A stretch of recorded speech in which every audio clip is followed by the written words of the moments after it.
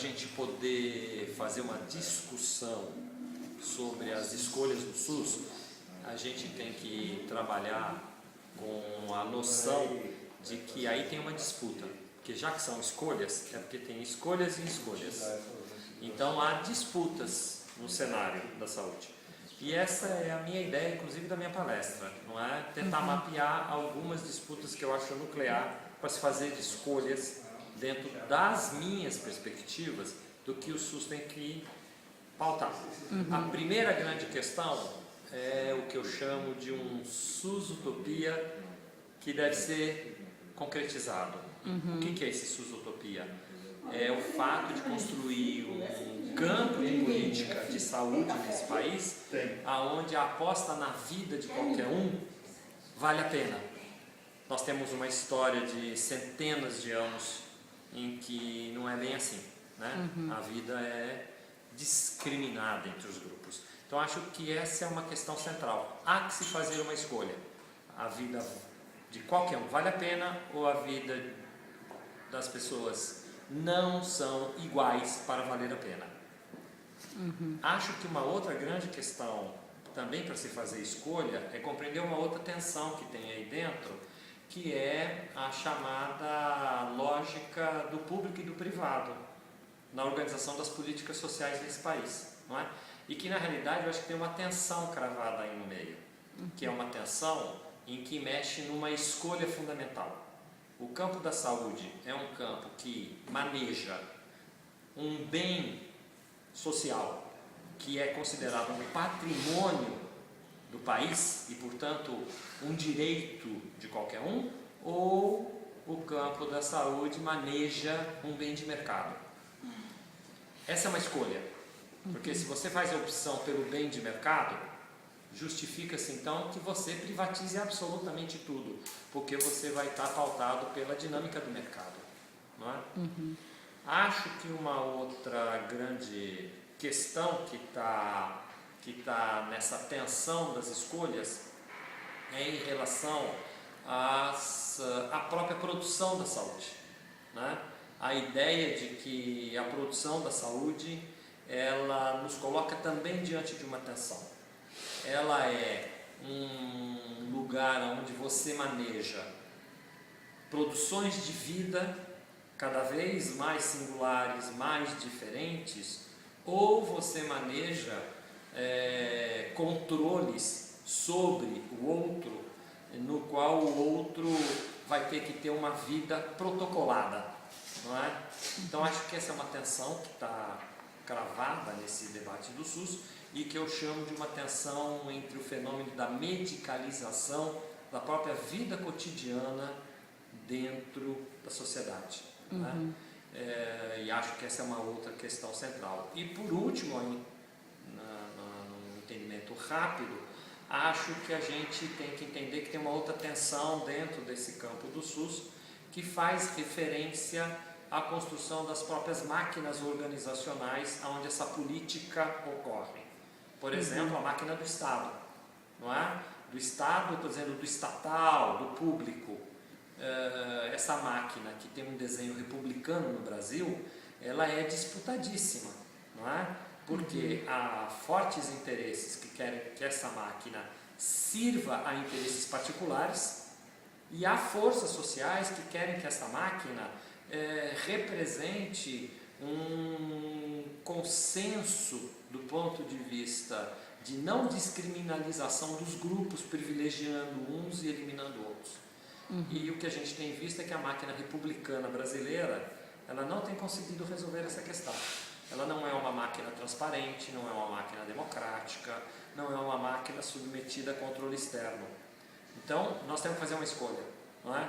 Que é construir novos lugares públicos, novos coletivos sociais que atravessem essa máquina, democratizando esses espaços e abrindo esse processo para a penetração de vários interesses que estão excluídos dessa máquina republicana. Acho que essa tensão também está na escolha do SUS. E como fazer isso? Bom, eu acho que isso, na realidade, elas, mesmo eu usando a palavra utopia, eu falando dessa tensão, eu diria que, nas nossas experiências desses mais de 20 anos construindo o SUS no país, nós já tivemos e continuamos tendo várias experiências que acumulam nessa direção. Eu diria que a gente viveu 8 anos da experiência do município de Santos fazendo isso. Né? Não conseguiu sustentar isso, mas ficaram 8 anos fazendo isso. Né? Eu diria que a cidade de Campinas, por 20 anos, praticou isso. Né? Eu diria que São Bernardo é uma cidade que está experimentando isso hoje. Eu diria que Diadema está experimentando isso hoje, Belo Horizonte experimenta isso hoje, Recife. Ou seja, a gente tem vários lugares no país onde essa disputa é muito explícita para este movimento de defender a vida, de que a vida de qualquer um vale a pena. Mas nós também temos lugares que experimentam o contrário, não é? A cidade de São Paulo experimenta o contrário, por exemplo. Então, por isso que eu digo que a escolha do SUS tem que partir do princípio que nós estamos numa disputa e que, portanto, no cotidiano da nossa vida, no cotidiano da nossa prática, nós estamos implicados com essa disputa. Nós não podemos não nos reconhecer nela. Então, para fazê-la, nós temos que nos implicar exatamente com este campo. E você acha que o caminho de... como é que a gente faz... Tem a lógica do o público e o privado, a mercadoria. A vida de todo mundo não é igual. Se conseguir que a vida de todos... será que a lógica é... A vida de todo mundo é uma mercadoria, então vamos convencer ou não?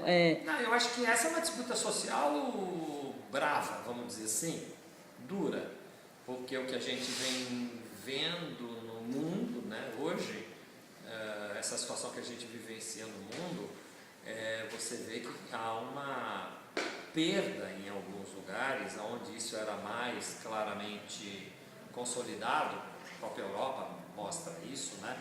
Em que, de repente, a defesa da vida individual e coletiva, ela já vai cedendo, né, na perda dos direitos que historicamente já tinham sido conquistados nessas sociedades. Você vê isso em países que nem a Espanha, você vê isso em países que nem a Inglaterra, movimentos regressivos, né? Movimentos que estão voltando a situações onde a vida das pessoas deixam de ser direitos, né? E onde você praticamente coloca o mercado como uma possibilidade, né? Você vê países que nem os Estados Unidos, onde isso já é altamente consolidado. Eu acho que o Brasil vive essa situação dúbia, né? O Brasil é um país que tem movimentos sociais que disputam que a saúde é um bem público, a própria Constituição brasileira tem isso escrito, mas o mercado tem crescido muito, né? O mercado tem crescido muito, muitos setores sociais têm o desejo, né, de poder comprar seu plano de saúde e tal. Eu acho que essa é uma luta dura e ela está encravada no dia a dia. Por isso que eu digo que tem um mix de utopia e um mix da luta política, né? Que é enfrentar numa sociedade tão problemática quanto a nossa a construção de um movimento social que se reafirme exatamente na quebra dessa nossa história de que a vida das pessoas não vale a pena, não é? Afinal de contas, nós temos centenas de anos de escravidão, nós temos dezenas de anos de exploração do trabalho do outro, temos uma elite perversa do ponto de vista econômico, cultural. Então nós temos que inaugurar um país, não é? Eu acho que esse é um movimento que o SUS está demarcado. Nós temos que inaugurar um país brasileiro no qual a gente faça a inversão desse passado, né?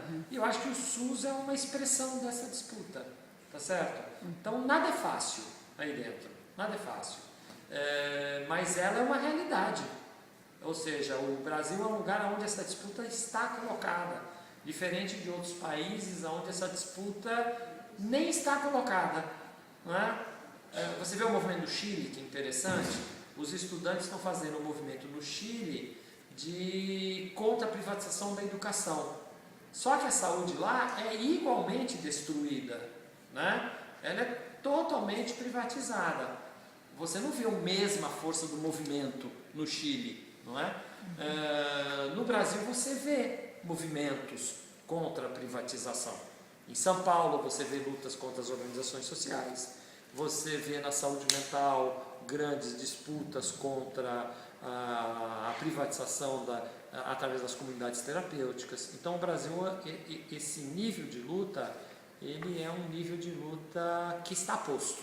E para terminar, qual que é a importância do Congresso e o que você espera que saia daqui? Eu acho que tem uma questão muito importante nesse Congresso, a Associação Paulista de Saúde Pública, junto com algumas poucas entidades aí no Brasil, tipo SEBS, Abrasco, são entidades que têm criado fóruns, encontros, congressos, mobilizando, né, uma quantidade enorme de trabalhadores, de usuários, inclusive, para fazer uma discussão clara dessas questões, né? E isso tem um significado importante, porque é diferente desses encontros de entidades profissionais, né? Porque ela, na realidade, tem uma pauta que é uma pauta muito mais ampliada do ponto de vista da discussão do sentido das políticas sociais, em específico da saúde, no Brasil hoje. Eu vejo a Associação Paulista hoje como uma entidade fundamental nesse momento que a gente passa, e me alegra muito estar vivendo o 12º Congresso da Associação Paulista de Saúde Pública nesse momento em que a gente pode estar discutindo coisas tão difíceis como essas.